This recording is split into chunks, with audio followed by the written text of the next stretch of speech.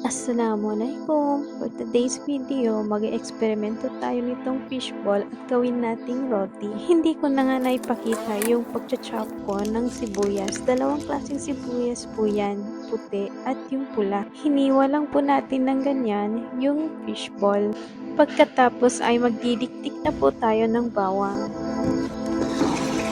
Diretso ko na po itong dinidikdik ng ganito. Tapos, tsaka ko inaalis yung mga balat.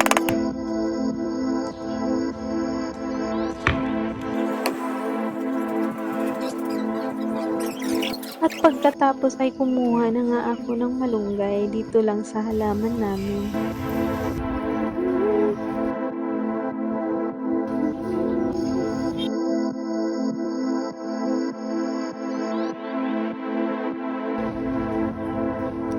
Pagkatapos kong linisan yung malunggay, ay naglagay na po ako ng kawali. Pagpasensyahan nyo na po yung kawali namin. Pero yan po yung paborito kong gamitin, guys. At naglagay na nga po tayo ng mantika.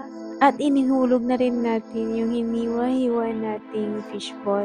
Takpan lang po natin yan muna for 5 minutes. In low heat lang. At pagkatapos po ay maglalagay tayo ng kaunting tubig at tatakpan po natin ulit ito for 2 to 3 minutes in medium heat hanggang sa makuha po natin ang ganitong consistency, yung maging tender na po siya.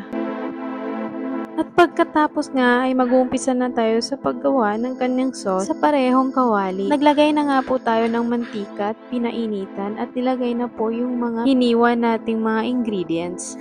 At pagkatapos po ay naglagay na tayo ng kakaunting tubig. At antayin lang po natin ito hanggang sa ito'y kumulo. Pagkatapos po ay maglalagay na tayo ng curry powder. Then, ilalagay na po natin ang dahon ng malunggay. Pagkatapos po ay naglagay ako ng kakaunting tomato paste. And it's done, guys. Tapos na yung ating eksperimentong fishball ala roti. Hanggang dito na lang po. Salamat!